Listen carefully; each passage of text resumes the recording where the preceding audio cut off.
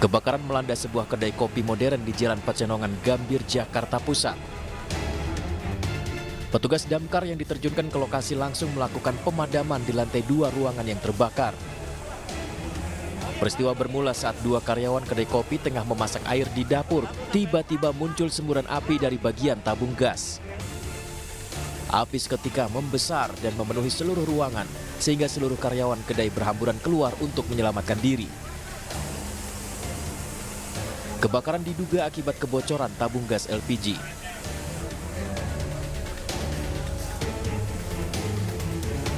Awalnya saya lagi masak, terus tiba-tiba ada api nyembur dari bawah, terus udah bakar. Kebocoran gas atau gimana, Bang? Kebocoran gas. Nyambar kemana? Nyambar semuanya. Nyambar semua. Iya. Makanya saya buru-buru langsung matiin gas, langsung ambil ambar ke atas. Akibat peristiwa ini, 2 karyawan mengalami luka bakar ringan di bagian tangan.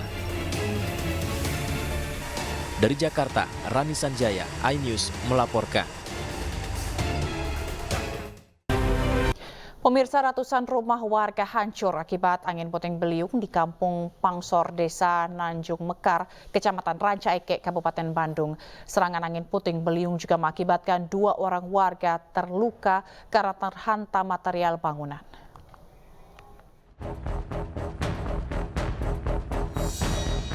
Beginilah kondisi pemukiman warga di Kampung Pangsor, Desa Nanjung Mekar, Kecamatan Ranca Ekek, Kabupaten Bandung, pasca terjangan angin puting beliung kemarin sore. Sedikitnya, 392 rumah di Kecamatan Ranca Ekek rusak ringan hingga berat akibat peristiwa ini, termasuk 60 rumah di Kampung Pangsor. Kerusakan terjadi mulai dari genteng hancur, atap jebol, hingga plafon rumah yang ikut terangkat. Terjangan angin puting beliung juga mengakibatkan 2 warga mengalami luka karena hantaman material bangunan. Kedua warga tersebut saat ini menjalani perawatan intensif di rumah sakit. Semuanya hampir 80%, Pak. Kebanyakan kena imbas dari PT itu, sengnya jatuh di pas rumah warga. Yang korban ada 2 orang, Pak. Sekarang yang satu lagi dirawat di rumah sakit. Sementara itu, Mujiani, salah satu warga yang menjadi korban, menceritakan detik-detik terjadinya angin puting beliung. Mujiani mengaku trauma pasca peristiwa ini. Kejadiannya pokoknya pas itu aku habis sholat asar. Pas habis sholat asar teh kayak ada suara menggiung-giung gitu. Terus menggiung itu dari arahnya teh dari situ Pak. Dari belakang pabrik ini ke situ tah. Di sini teh muter-muter. Ternyata yang di atas teh kirain teh kertas, ternyata teh seng-seng semua berteberangan. Alah trauma sekali. Apalagi itu yang anak kecil itu trauma pisan. Atau enggak trauma kumah lihat angin muter-muter itu kayu-kayu ini mah udah diberesin. Tadi mah itu berantakan, seng-seng semua kayu-kayu. Kok ngeri we lihatnya. Ini, Bu. Warga pun berharap bantuan dari pemerintah setempat segera datang untuk memenuhi kebutuhan mereka sehari-hari. Dari Bandung, Jawa Barat, Mujib Prayitno, iNews melaporkan. Dan untuk mengetahui kondisi terkini di lokasi terdampak angin puting beliung Kampung Pangsor, Desa Nanjung Mekar, Ranca Ekek, Kabupaten Bandung, Jawa Barat, kami telah terhubung dengan rekan Mujib Prayitno. Selamat sore, Mujib. Mujib, bagaimana kondisi pasca angin puting beliung di sana saat ini?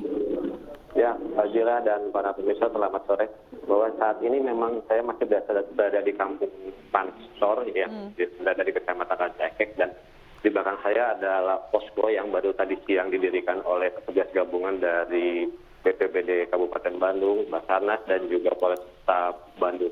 Nah, kebetulan saat ini dan beberapa waktu yang lalu melintas kumpalan angin hitam dari arah selatan menuju ke arah timur, dan saat ini disertai dengan petir dan juga suara dentuman petir ya, dan sudah berlangsung lebih dari sekitar 10 menit yang lalu. Dan kondisi ini mengkhawatirkan, termasuk tadi petugas Basarnas akhirnya menggulung semua bagian bawah terpal dari tenda untuk mengurangi potensi terangkatnya tenda akibat angin yang cukup kencang. Angin cukup kencang terjadi sekitar 30 menit yang lalu dan kembali semakin menguat pada sekarang. Fajila. Baik, lalu bagaimana dengan kondisi para korban? Mereka saat ini mengungsi di beberapa titik atau seperti apa? Ya, sebagian besar korban memilih untuk tinggal di rumah dan menempati ruangan-ruangan yang masih tersisa, yang atapnya masih utuh, dan di sini posko ada posko komando, lebih kepada posko komando dan mengantisipasi jika ada kejadian susulan yang berpotensi terjadi pada sore hingga malam. Dan juga warga lebih memilih tinggal di rumah karena untuk menjaga barang-barang berharga yang masih ada di rumah, dan mereka berusaha untuk memperbaiki dengan keadaan yang seadanya sambil menunggu bantuan untuk memperbaiki bangunan yang rusak. Oke, total kalau dari data yang Anda dapat hingga saat ini, hingga sore ini, ada berapa bangunan rumah yang rusak serta berapa korban? Ya, ada bangunan rumah yang rusak sekitar 482, berdampak kepada sekitar 482 kepala keluarga, dan ada 1.300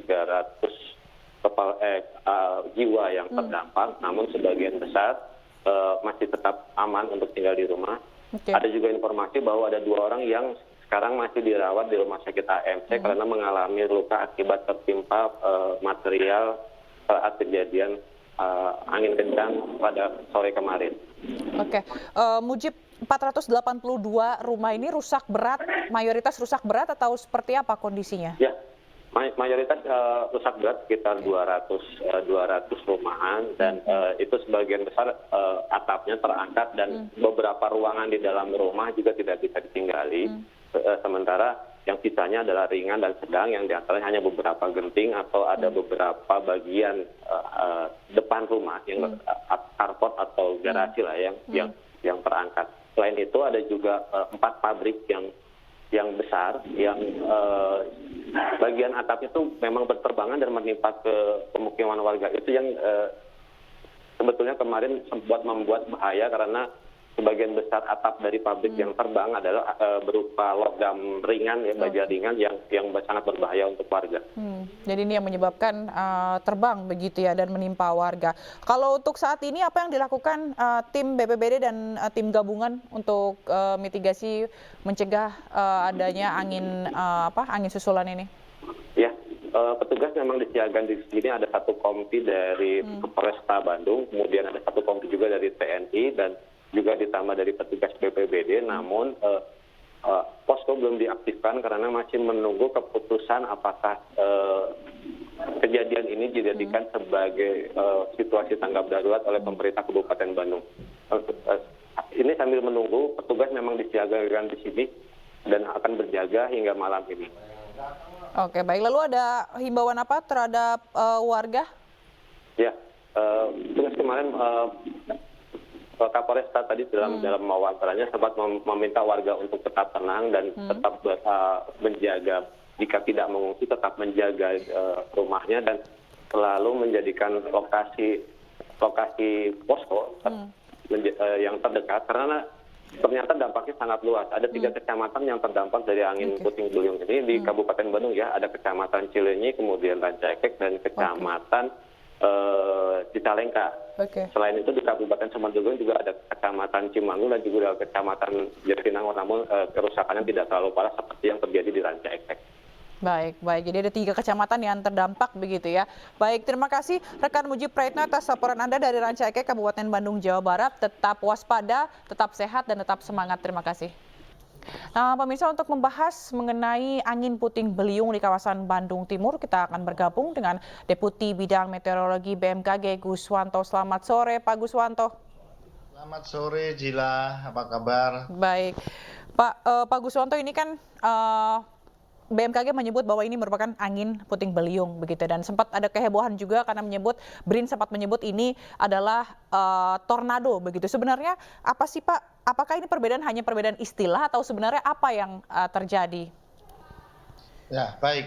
Jadi sebenarnya puting beliung itu boleh kita sampaikan itu adalah small tornado. Orang menyebutnya, ada yang menyebut itu adalah small tornado. Sedangkan puting beliung sendiri itu merupakan dampak ikutan pada saat pembentukan awan cumulonimbus. Ya, tapi tidak semua pembentukan awan cumulonimbus itu menghasilkan puting beliung. Ya, nah penampilan puting beliung ini agak sedikit beda dengan tornado dari segi skala kekuatan angin lebih tinggi, lebih luas itu untuk tornado ya. Sedangkan kecepatan untuk puting beliung itu lebih di bawahnya. Nah, kita juga melihat bahwa memiliki alat observasi yang tercatat automatic weather station yang ada di ITB Jatinangor. Di sana kecepatan angin tertinggi itu tercatat 36,8 km per jam. Dan kita memonitor itu juga dari sisi radar cuaca BMKG. Kejadiannya kan berkisar antara jam 15.50 sampai jam 16.00, sekitar 5 sampai 10 menit kejadiannya, sehingga durasinya sangat singkat. Untuk itulah kita menamakannya, karena masyarakat kita kan lebih cenderung lebih mengenal bahwa small tornado ini adalah puting beliung. Gitu. Berarti sebenarnya fenomena angin puting beliung atau small tornado ini ya sama gitu, dibentukannya dari tornado skala kecil lah kalau boleh. Berarti ini lebih kepada masalah istilah begitu ya, Pak Gus ya. Ya. Lalu kalau kita lihat Pak Gus, ini dampaknya ratusan rumah, koreksi kalau saya salah, memang seringkali angin puting beliung terjadi di Indonesia dan memang seringkali merusakkan, tapi tidak sampai ratusan begitu ya. Ini apakah termasuk skala yang salah satunya paling besar selama ini terjadi atau seperti apa? Apakah ini bisa dianggap ya angin puting beliung biasa yang terjadi di Indonesia? Mungkin saya koreksi Jilah ya. Raca Ekek di data yang kami kumpulkan di BMKG, Raca Ekek itu pernah terjadi puting beliung tahun 2019, bulan Januari kalau tidak salah. Itu rumah yang rusak itu 600-an. Apakah itu lebih dahsyat dengan yang sekarang? Nah, terus kemudian terjadi juga di bulan Juni ya, tahun 2023, itu ada sekitar 141 rumah yang rusak, itu di sekitar Bale Endah. Seperti itu. Jadi kalau kita melihat rata-rata memang puting beliung seperti itu. Kalau di rata-rata ini dari puting beliung mungkin lebih intensitasnya lebih tinggi, tapi tidak lebih tinggi dari tornado yang disampaikan seperti di luar ya, Amerika dan lain sebagainya itu. Karena di sana kita melihat untuk lebih bagus itu melihatnya dengan skala Fujita ya. Di skala Fujita kalau sekitar F0, F1 itu bisa untuk sebutan puting beliung atau small tornado tadi. Kalau yang tornado moderat ataupun signifikan itu sudah bisa F2 dan lain seterusnya. Kira-kira itu. Kalau untuk potensi puting beliung untuk menjadi tornado seperti apa, Pak? Nah, potensi puting beliung untuk menjadi tornado ini di wilayah kita ini cukup jarang ya, jarang sekali. Karena rata-rata tenaganya itu hanya sekitar paling 5 sampai 10 menit sudah selesai. Sedangkan tornado itu sampai 30 menit lebih. Karena apa? Karena wilayahnya cukup luas ya, terus kemudian kecepatannya itu butuh energi yang lebih besar lagi. Seperti itu. Pak, kalau ini kita membedakan misalnya sama hujan. Kalau hujan ini kan dapat direkayasa begitu ya. Apakah angin puting beliung ini juga bisa direkayasa? Karena sebenarnya kita tidak siap begitu ya untuk menghadapi ini. Bagaimana mitigasinya? Untuk yang puting beliung ini, karena skalanya waktunya tadi, skala waktu ya, itu cukup sempit, hanya 10 menit. Jadi pengamatan kita juga sulit untuk melakukan itu. Alat misalkan radar kami. Radar kami itu mendeteksi bahwa adanya cuaca ekstrim pembentukan awan cumulonimbus di sana, di Bale Endah. Di Raca Ekek itu ketemu. Seperti hari ini kalau kita lihat di sekitar Cileunyi itu muncul, ada saat ini untuk cuaca ekstrim itu muncul. Ya, ada saat ini di Bandung. Tapi untuk mendeteksi itu muncul puting beliung atau tidak, ini yang agak sulit. Ya. Berarti dan apa yang perlu kita waspadai terkait dengan angin puting beliung di Indonesia ini, Pak? Yang perlu diwaspadai adalah dampak yang kerusakannya tiba-tiba tadi, itu yang perlu diwaspadai. Misalkan saat kita melihat ada awan cumulonimbus sebagai induknya, itu kita melihat, maka kita bisa melakukan antisipasi. Misalkan kita sudah menjauh kan, kalau akan terjadi puting beliung, maka dia akan turun belalainya itu dari awan cumulonimbus dari atas akan bergerak ke tanah. Nah, itu pada saat pembentukan itu kita bisa menghindar, gitu. Itu bisa kita ngelihat memang secara visual seperti itu yang terjadi. Dan kemudian kalau kita melihat lagi, misalkan ya kita sedang di dalam ruangan, maka kita tutup pintu dan jendela rapat, mematikan listrik, dan bangunannya yang itu kita menjamin bahwa bangunannya tidak akan terbawa oleh anginnya. Yang kedua, kalau kita di luar ruangan, jauhi tiang listrik, jauhi reklame, jauhin pohon yang dekatnya, kendaraan dan lain sebagainya. Kalau kita di dalam kendaraan, secepatnya keluar dari kendaraan dan cari tempat berlindung. Ya, berarti cari perlindungan. Kira-kira itu yang bisa dilakukan antisipasinya. Oke, tapi kalau awan kolumnimbus ini bisa dilihat dengan mata kita atau harus dengan alat sih Pak deteksinya? Bisa, dua-duanya. Bisa dengan mata kita, Ciri-cirinya? bisa dengan alat. Kalau di alat itu kita memiliki radar cuaca. Kalau dengan awan mata telanjang, kita bisa melihat ke atas, yang awan hitam seperti bunga kol bergegek itu awan cumulonimbus. Dan itu ada, kita cara mempelajarinya ada di sana. Oke, lalu seberapa banyak wilayah yang akan berpotensi terjadinya awan cumulonimbus yang akan menjadikan puting beliung ini? Baik, kalau kita melihat awan cumulonimbus ini seiring dengan musim hujan ya. Musim hujan saat ini sudah akan segera bergeser menuju musim pancaroba di Maret, April, Mei.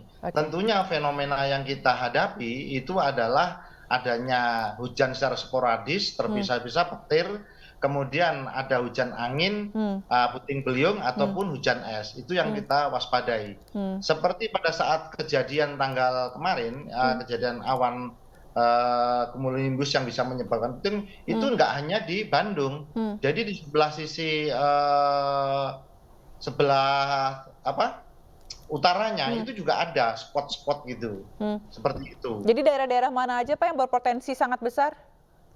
Yang berpotensi sangat besar sebenarnya adalah daerah-daerah basin atau daerah cekungan, itu berpotensi cukup besar karena dia biasanya ada energi ya. Kan sebenarnya kan awan cumulonimbus itu ada pembentukan pertumbuhan. Setelah itu masak, dia turun. Nah, pada saat masak turun itulah adanya percampuran udara panas dan udara dingin yang bisa membuat energi kinetik, membuat dia sehingga berputar menjadi seperti puting beliung. Itu. Berarti itu artinya April hingga Mei ini kita harus waspada gitu ya, tetap waspada gitu ya. Angin kencang dan puting beliung masih bisa terjadi. Baik. Baik. Terima kasih Pak Guswanto, Deputi Bidang Meteorologi BMKG telah bergabung di Ini Sore. Salam sehat selalu Pak, sampai jumpa. Ya, salam sehat selalu. Pemirsa, kasus Aiman Wicaksono memasuki babak baru serta hadirkan ahli hukum pidana dan pers dalam sidang pra-peradilan hari ini. Selengkapnya sesaat lagi.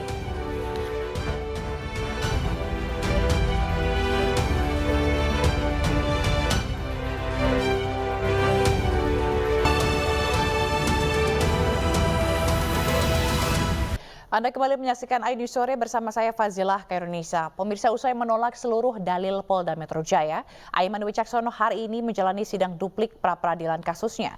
Aiman menghadirkan 2 orang saksi ahli, yakni ahli hukum pers dan pakar hukum pidana.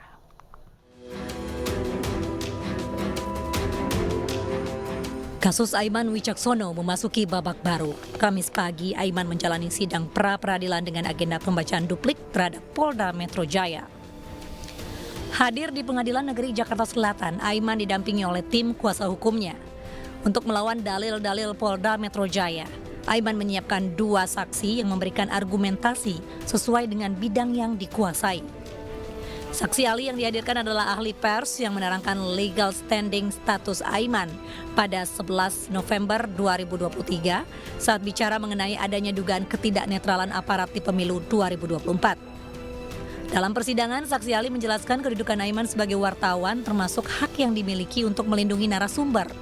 Selain ahli di bidang hukum pers, pihak Aiman juga menghadirkan saksi pakar hukum pidana yang menjelaskan konstruksi hukum kasus Aiman kepada majelis hakim, termasuk surat perintah penyitaan atas ponsel Aiman yang dinilai cacat formil.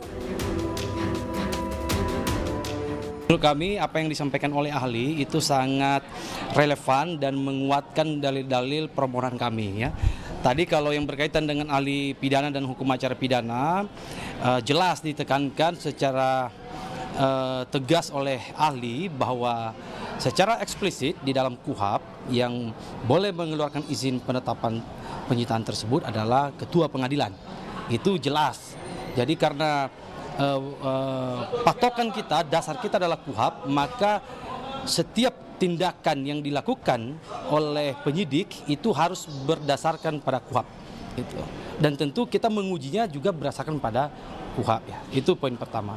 Poin kedua, berkaitan dengan ada 2 penetapan terhadap 4 barang bukti. Ya. Tentu tadi sudah kita dengar bersama apa yang disampaikan oleh ahli bahwa hakikatnya dalam melakukan penyitaan itu ada 1 penetapan saja, sehingga bisa dianggap dengan adanya penetapan kedua, izin penetapan penyitaan kedua ini, maka bisa dianggap proses penyitaan yang digunakan dasar melalui izin penyitaan pertama itu berarti ada cacat formil. Sebelumnya dalam pembacaan replik, kuasa hukum Aiman menolak seluruh dalil yang dibacakan Polda Metro Jaya dalam sidang. Pihak Aiman juga menyorot tajam soal surat izin penyitaan terhadap 3 barang bukti, yaitu akun Instagram, email, dan SIM card ponsel Aiman. Mereka menilai penyitaan ponsel Aiman tidak sah secara hukum, bahkan ada kejanggalan saat ada upaya melegitimasi proses penyitaan ini.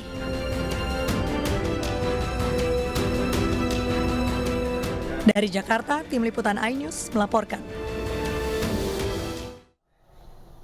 Dan untuk membahas informasi selengkapnya, kami telah terhubung dengan pakar hukum pidana, Prof. Suparji Ahmad. Selamat sore, Prof. Sore, Mbak. Ya, Prof, ini Anda juga tadi sebagai ahli hukum pidana begitu ya, yang memberikan pernyataan begitu. Menurut Anda, Prof, dari mata Anda, apakah ada yang janggal dari penyitaan HP Aiman ini? Ya, pertama bahwa penyitaan itu adalah sebuah upaya paksa ya, mengambil dan bergerak ya atas milik seorang saksi atau kemudian seorang tersangka ya dalam kepentingan sebuah penyidikan. Okay. Nah, tentunya agar proses penyitaan tadi itu memenuhi perlindungan terhadap hak asasi manusia, maka tidak boleh dilakukan secara sewenang-wenang. Okay. Maka untuk itu Mahkamah Konstitusi melalui putusan nomor 21/2014 bahwa penyitaan dapat diuji melalui mekanisme pra-peradilan. Di pra-peradilan tadi itulah diuji sah dan tidaknya penyitaan. Nah, dalam konteks kasus penyitaan barang milik Mas Aiman, ada beberapa hal kejanggalan. Pertama adalah kaitannya dengan izin penyitaan tadi itu. Yang nada tangani adalah Wakil Ketua Pengadilan Negeri.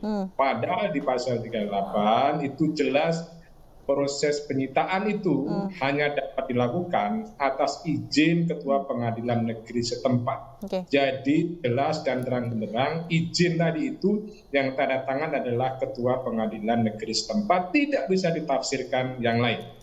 Kalau kemudian ada aturan internal tidak boleh bertentangan dengan KUHP tadi itu. Nah, apa makna dari izin Ketua Pengadilan Negeri? Maknanya adalah adanya sebuah persetujuan, adanya sebuah pengawasan agar penyitaan tadi itu berlangsung betul-betul untuk kepentingan pembuktian dalam penyidikan, dalam pemeriksaan, dalam penuntutan. Nah, jadi ya itu tidak boleh dilakukan secara sewenang-wenang. Maka hakim terlibat melalui sebuah penetapan itu. Kemudian yang kedua, kejanggalan yang terjadi adalah kaitannya dengan barang yang disita. Mestinya barang yang disita tadi itu harus rinci, harus jelas ya, tidak bisa melebihi dari apa yang ditetapkan dalam proses penyitaan tadi itu. Nah, yang terjadi dalam kasus ini adalah di penetapan pertama itu hanya 1 objek saja, handphone. Tapi pada kenyataannya ada objek-objek lain yang disita. Itu tentunya adalah tidak sesuai dengan penetapan pengadilan negeri. Kejanggalan yang ketiga adalah bahwa ada penetapan yang kedua, di mana barang yang disita tadi itu sudah dilakukan penyitaan terlebih dahulu, baru dilakukan penetapan pengadilan menggunakan ketentuan pasal 38 ayat 2 KUHP. Padahal pasal 38 ayat 2 itu dapat diterapkan jika ada satu keadaan yang perlu dan mendesak, dan kemudian penyidik harus segera bertindak, dan kemudian tidak ada kesempatan untuk minta persetujuan dari pengadilan negeri, maka dapat dilakukan penyitaan terlebih dahulu. Setelah itu melakukan pemberitahuan untuk mendapatkan persetujuan atas penyitaan tadi itu. Jadi tidak ada satu keadaan mendesak, tidak ada satu keadaan darurat yang kemudian dilakukan penyitaan. Tetapi faktanya itu terjadi. Kemudian yang keempat adalah kejanggalan terkait dengan barang bukti yang dikaitkan dengan jenis tindak pidana yang sedang dilakukan penyidikan, yaitu pasal 14, pasal 15, Undang-Undang Nomor 1 1946. Pasal 14 ayat 1 adalah penyebaran berita bohong yang dengan sengaja menimbulkan keonaran. Barang apa yang punya disita tentunya adalah bukti tentang keonaran. Barang bukti tentang berita bohong itu. Kalau ayat 2-nya adalah berita yang tidak jelas, berita yang kabar angin, itu harus ada buktinya. Atau kemudian yang 14 itu adalah berita yang ditambahi, dikurangi, terus kemudian disebarkan. Jadi ada 4 kejanggalan setidak-tidaknya yang menunjukkan proses penyitaan tadi. Kembalikan kepada hakim tunggal, pengadilan kesehatan, untuk mengatakan apakah sah atau tidak penyitaan tadi itu. Berarti kalau dari pandangannya Prof dengan tadi bilang soal mengenai aturan penandatanganan surat penyitaan yang melanggar KUHP dan seperti itu dan tidak adanya urgensi, itu artinya berarti penyitaan barang bukti Aiman ini tidak sah begitu. Dan apakah itu artinya juga proses peradilan Aiman ini memiliki peluang besar untuk menang, Prof? Ya, pertama bahwa memang penyitaan tadi itu kan tidak boleh dilakukan dengan semenang-menang, tetapi harus ada kewenangan yang diberikan oleh KUHP dan kewenangan yang diberikan oleh penetapan pengadilan.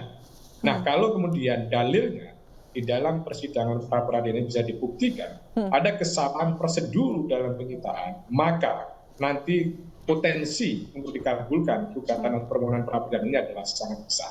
Karena pada dasarnya adalah bahwa persidangan pra peradilan itu adalah menguji prosedur.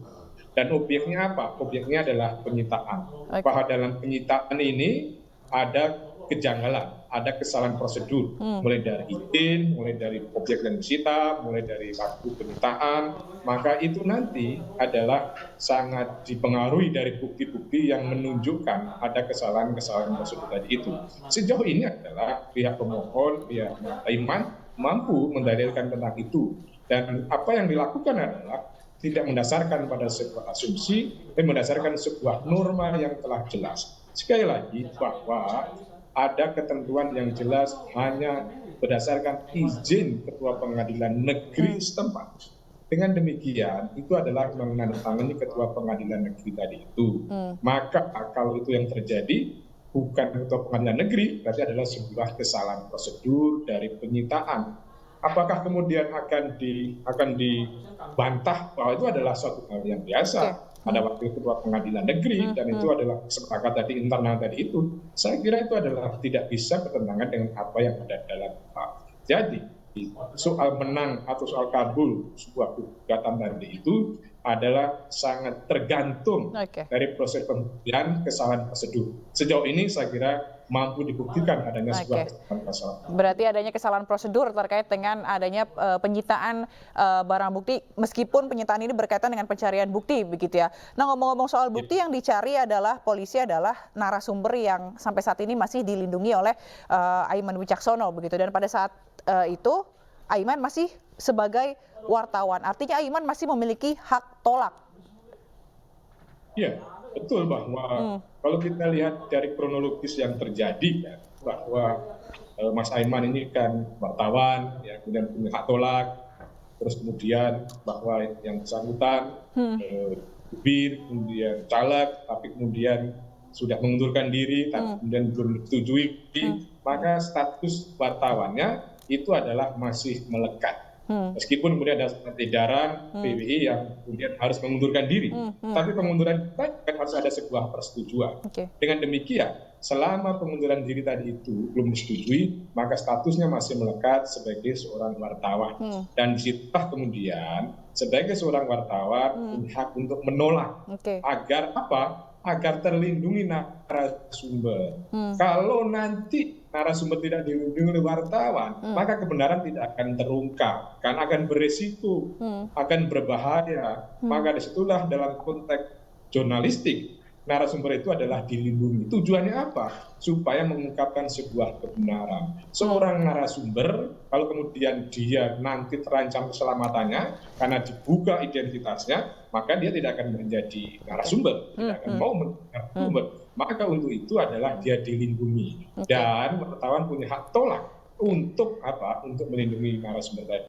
Itu tujuannya untuk melindungi kepentingan narasumber, untuk melindungi sebuah kepentingan kebenaran. Baik.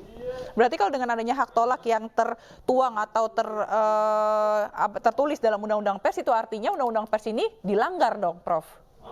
Ya, disitulah sebetulnya satu persoalan fundamental ini adalah apakah kemudian Pak Mas Aiman ini bisa langsung dimasukkan unsur melakukan tindak pidana pasal 14 pasal 15 atau sebetulnya ada mekanisme internal melalui Undang-Undang Pers, jadi melalui Dewan Pers. Nah, itulah sebetulnya mestinya harus dilihat secara jeli, secara cermat, bahwa yang bersangkutan adalah masih wartawan, sikap dan mekanisme internal dari Dewan Pers itu masih terlebih dahulu. Oke, baik. Terima kasih Prof. Suparji Ahmad, pakar hukum pidana atas informasinya, dan terima kasih telah bergabung di Ini Sore. Salam sehat selalu, sampai jumpa.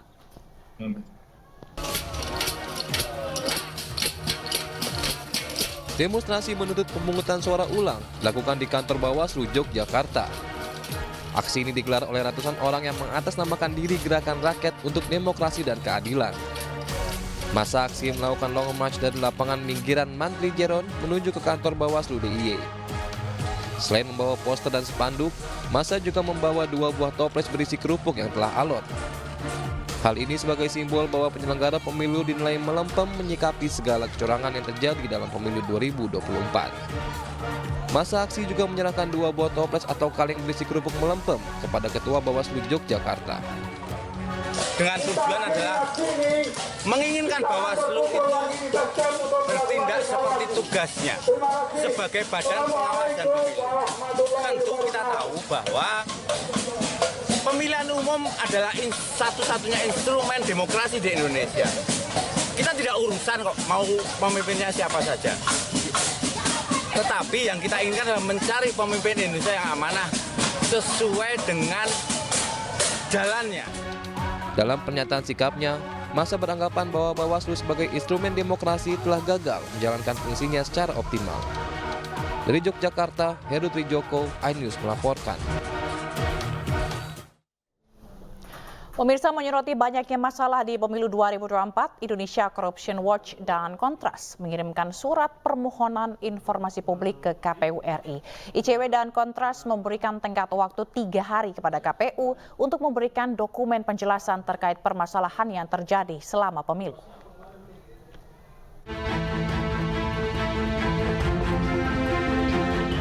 Indonesia Corruption Watch (ICW) serta Komisi untuk Orang Hilang dan Korban Tindak Kekerasan (Kontras) mendatangi gedung KPU RI pada Kamis pagi. Kedatangan mereka untuk mengirimkan surat permohonan informasi publik kepada KPU RI terkait permasalahan yang muncul dalam pelaksanaan pemilu 2024. ICW dan Kontras menyoroti sejumlah masalah, termasuk kesalahan pemindaian data dalam aplikasi Sirekap yang menimbulkan kegaduhan, serta dugaan kecurangan saat hari pencoblosan. Apapun itu harusnya dipublikasikan, tidak ditutup-tutupi, apalagi untuk permasalahan yang sudah jadi perbincangan di tengah publik yang besar, gitu ya. Publik luas sudah menduga ada kecurangan, ada kekisruhan akibat Sirekap, gitu ya. Tapi KPU tidak memberikan informasi mengenai itu kan ironis sebetulnya. Harusnya apapun itu yang berkenaan dengan Sirekap, mau anggaran mau pengadaannya itu diberikan oleh KPU. Jadi tidak ditutup-tutupi. ICW dan Kontras memberi tenggat waktu 3 hari kepada KPU RI untuk memberikan sejumlah dokumen yang berkaitan dengan perencanaan, implementasi, hingga anggaran aplikasi Sirekap. Dari Jakarta, Muhammad Zulhilmi, Indra Purnama, iNews melaporkan. Partai Umat mendesak KPU untuk menghentikan penghitungan suara pemilu 2024 melalui aplikasi Sirekap. Partai Umat menilai separuh suara mereka hilang karena disebabkan kekacauan Sirekap dan mendesak penghitungan secara manual. Hal itu disampaikan dalam pernyataan sikap Partai Umat pada Kamis siang di Jakarta. Partai Umat meminta kepada KPU untuk melakukan penghitungan suara secara manual sebab penggunaan Sirekap telah menimbulkan keresahan. Partai Umat saat ini tengah mengumpulkan bukti-bukti kecurangan yang dilakukan secara terstruktur, sistematis, dan masif. Partai Umat merasa dirugikan dengan berkurangnya suara legislatif sehingga berada di bawah ambang batas. Dan sebagaimana kita sampaikan, nanti akan kita bagikan juga ini. Insya Allah sekarang kita dalam proses mengumpulkan bukti-bukti yang penting tersebut. Ya, kita ada tim hukum di sini, dikomandoi salah satunya oleh Pak Yudri, bagian hukum. Ini kita kumpulkan secermat mungkin. Ya. Begitu kita melihat ini sudah cukup dan waktunya, kita akan sesegera mungkin melaporkan ke Bawaslu.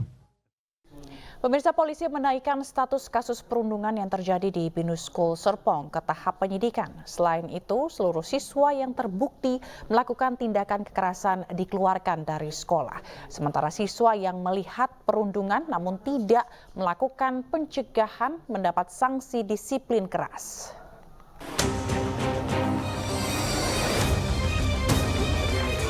Usai memeriksa korban dan sejumlah saksi, polisi menaikkan status kasus perundungan yang terjadi di Binus School Serpong ke tahap penyidikan. Berdasarkan hasil gelar perkara yang telah dilakukan unit PPA Polres Tangerang Selatan terhadap perkara kasus bullying yang terjadi, jadi statusnya dari penyelidikan naik ke proses penyidikan. Tentunya sudah diagendakan oleh penyidik, tetapi berkaitan dengan kapannya nanti akan diupdate selanjutnya.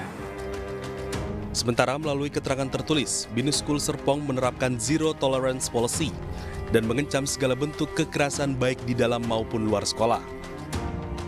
Pihak sekolah juga telah menginvestigasi intensif.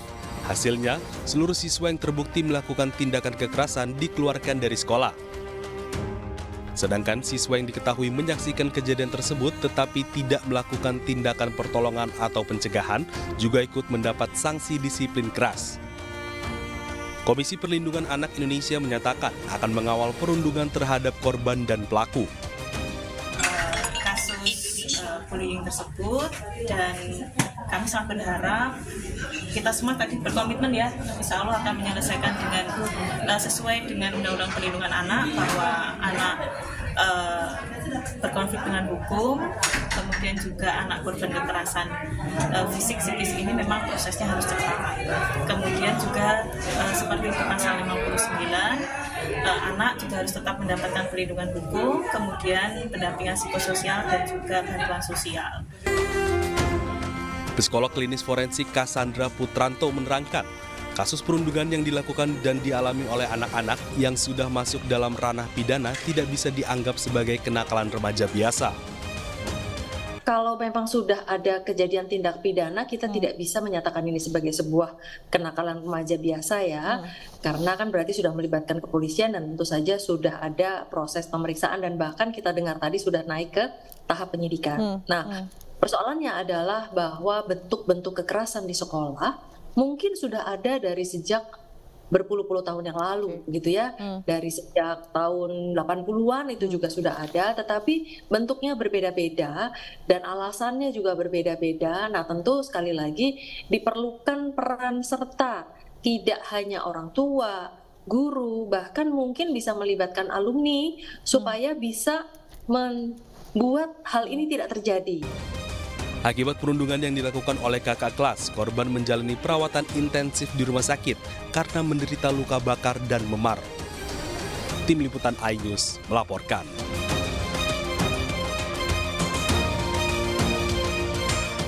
Pemirsa, resmi menjadi Menko Polhukam, Hadi Cahyanto menemui Mahfud MD. Pertemuan itu merupakan silaturahmi sekaligus membahas program prioritas kerja yang harus dilanjutkan. Hadi Cahyanto menyambangi kediaman Mahfud MD di kawasan Patra Kuningan, Jakarta, Kamis siang.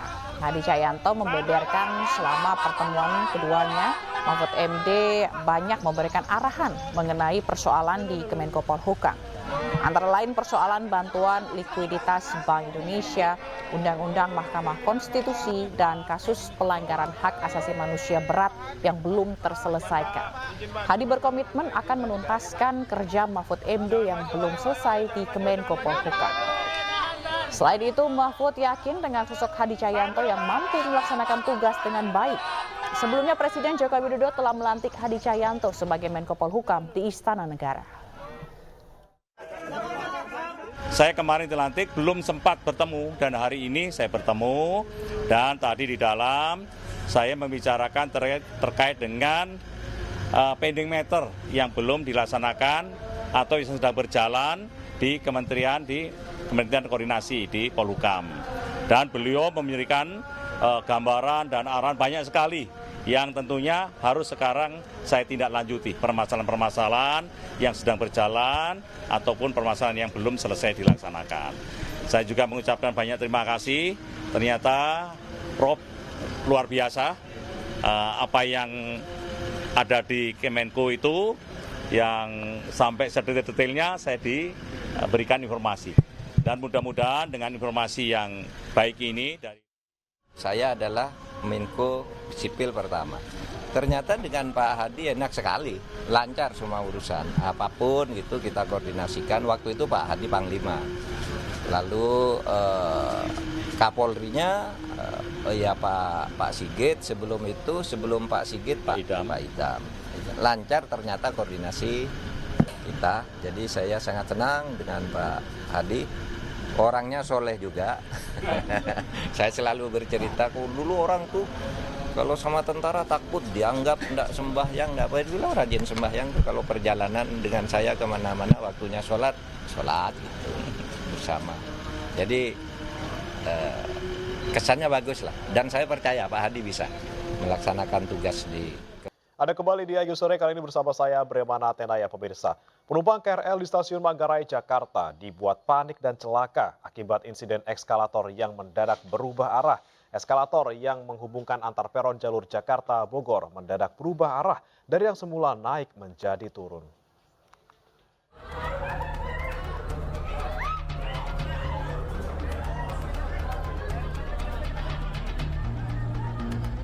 Para penumpang KRL di Stasiun Manggarai, Jakarta dibuat panik dan celaka akibat insiden eskalator yang mendadak berubah arah. Eskalator yang menghubungkan antar peron jalur Jakarta-Bogor ini mendadak berubah arah dari yang semula naik menjadi turun. Kepanikan warga pun tak terelakkan. Bahkan sejumlah orang pun terjatuh. Petugas keamanan pun bergerak cepat menolong warga yang jatuh. Eskalator ini kini diberhentikan sementara agar tidak terjadi insiden yang terulang. Tim Liputan iNews melaporkan.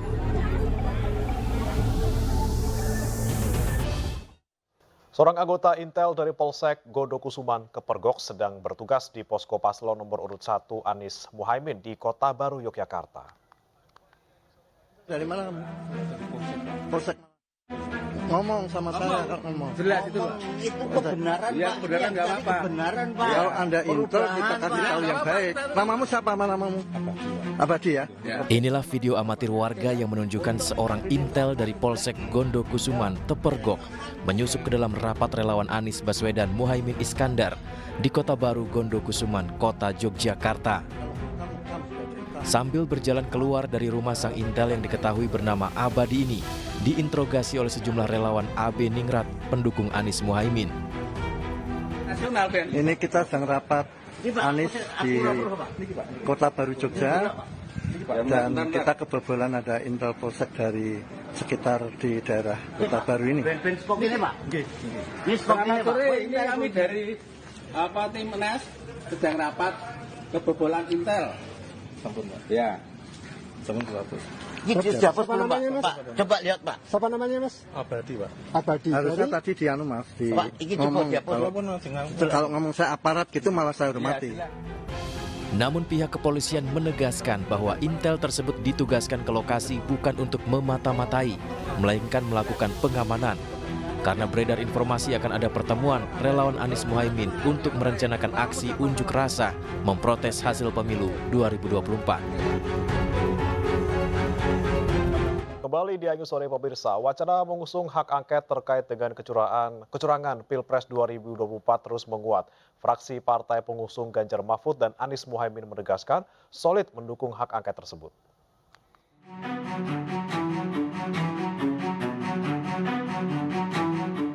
Capres nomor urut 3 Ganjar Pranowo mendorong partai pengusungnya menggulirkan hak angket di DPR terkait dugaan kecurangan Pilpres 2024. Fraksi PDIP DPR juga telah menegaskan solid melayangkan hak angket DPR guna menelisik kejanggalan dalam proses Pilpres 2024. Menurut saya ketika Ketua Umum perintahkan kita pasti solid. Partai-partai koalisi Pak Ganjar juga pasti solid karena sudah ada pembicaraan kok. Begitu juga partai-partai koalisi Pak Anies juga pasti solid karena sudah ada pembicaraan. Kita tidak sedang mencari kalah menang saja, tapi kita sedang mencari kebenaran itu sendiri. Sementara itu, Capres Anies Baswedan mengatakan Koalisi Perubahan mendukung usul Capres Ganjar Pranowo agar DPR menggunakan hak angket mengusut kecurangan Pilpres.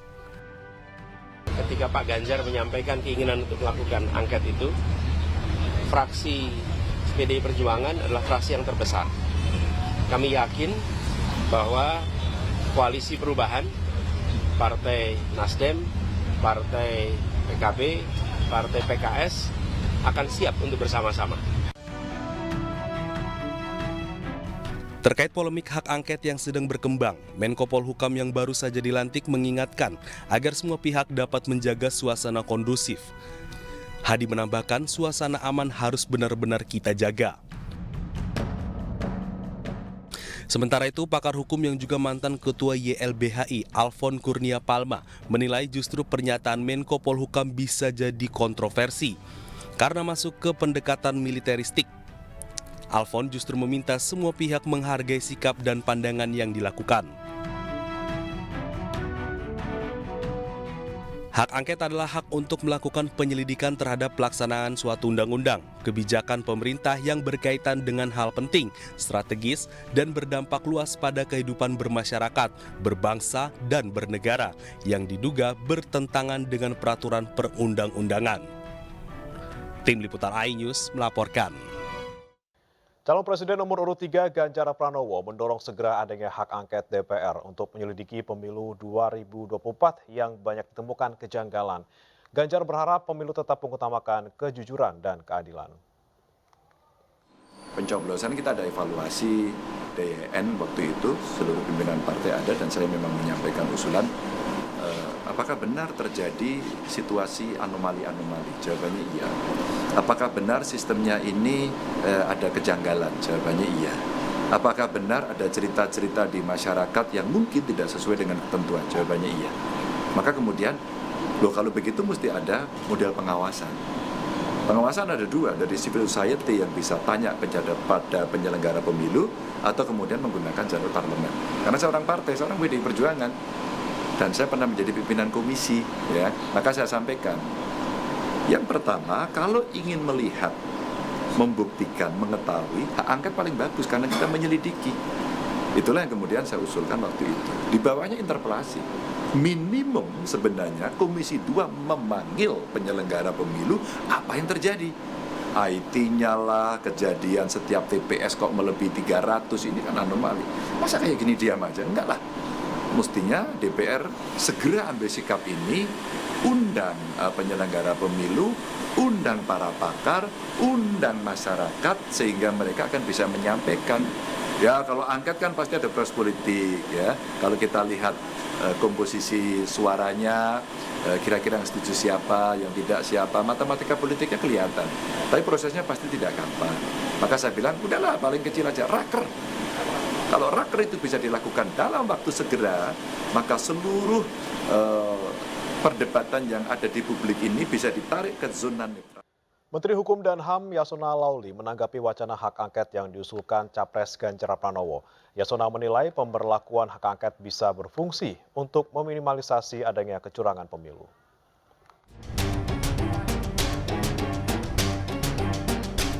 Menteri Hukum dan HAM sekaligus Ketua DPP PDIP Yasona Lauli menanggapi wacana hak angket yang diusulkan oleh Capres nomor urut 3 Ganjar Pranowo. Sebagai kader PDIP, Yasona mengaku akan tegak lurus mengikuti arahan Ketua Umum Partai Megawati Soekarno Putri. Yasona juga menambahkan, usulan hak angket bisa minimalkan adanya kecurangan pemilu. Kita ini orang partai tidak lupa. Kalau tidak rusak partai. Dari kami gariskan begini, tidak. Untuk apa? Untuk mencari kebenaran yang sesungguhnya, supaya jangan ada insinuasi apa, jangan ada suara-suara. Ya kita letakkan secara proporsional. Mari kita teliti secara konstitusional, ya kan?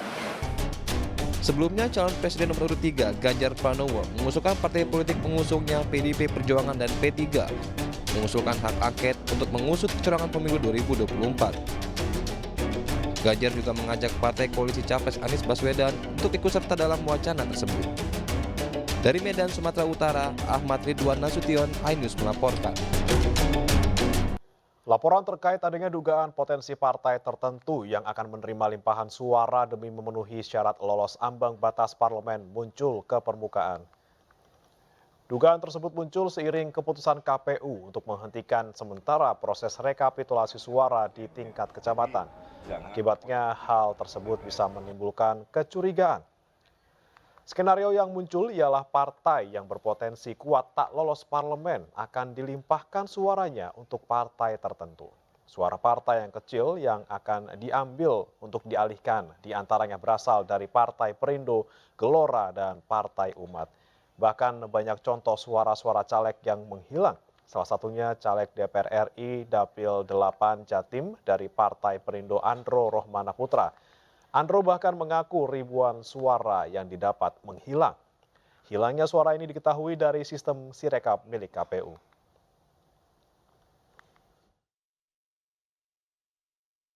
Keinformasi lain pemirsa, komitmen terus mendukung program Green Transportation. PT PLN Persero meresmikan stasiun pengisian hidrogen pertama di tanah air. Hal ini untuk mendorong penggunaan tenaga hidrogen di tanah air yang dinilai lebih murah dan nihil emisi dibandingkan dengan bahan bakar minyak. 3, 2, 1. Alhamdulillahirrahmanirrahim.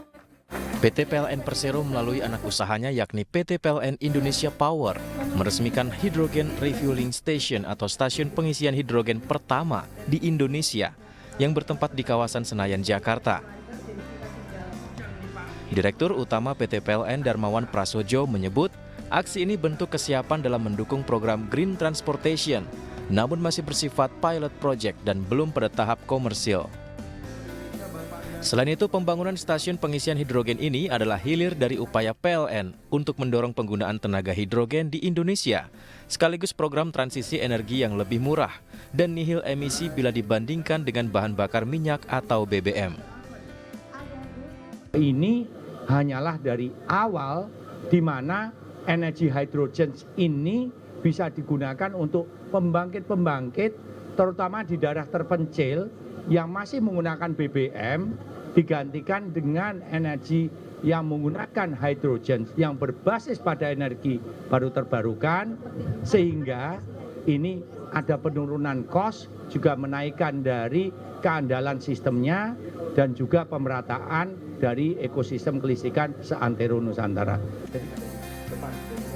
Sementara mengenai pasokan hidrogen di HRS Senayan akan didatangkan dari 21 Green Hydrogen Plant yang diresmikan pada November tahun lalu, dan yang terbaru yakni GHP di PLTP Kamojang yang mempunyai total produksi 203 ton per tahun, sekitar 128 ton diperuntukkan bagi kendaraan.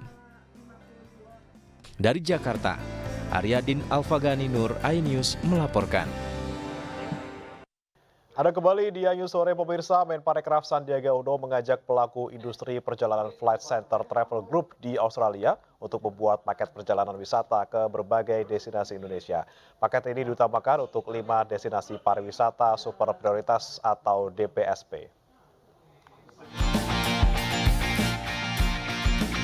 Menparekraf Sandiaga Uno melakukan pertemuan dengan agen perjalanan terbesar di Australia, Flight Center Travel Group, pada rangkaian kunjungan kerjanya ke Sydney, Australia. Dalam pertemuan tersebut, Menparekraf menawarkan paket Bali Add-on Destination atau perjalanan wisata ke Bali sebagai destinasi favorit Wisman asal Australia dirangkai ke destinasi lainnya seperti Lombok, Labuan Bajo, dan Yogyakarta. Kerjasama ini untuk meningkatkan minat kunjungan Wisman asal Australia, di mana sepanjang tahun 2023 jumlah kunjungan wisatawan Australia ke Indonesia mencapai 1.431.177 kunjungan. Untuk meningkatkan kunjungan wisatawan mancanegara dari Australia, terutama yang sesuai dengan target peningkatan kualitas dan sustainabilitas dari sektor parekraf kita. Kita harapkan lebih erat kerjasama antara Indonesia dan Australia. Menparekraf berharap kunjungan Wisman Australia meningkat dan akan memacu capaian target kunjungan Wisman tahun 2024 sebanyak 14,3 juta kunjungan. Tim Liputan iNews melaporkan.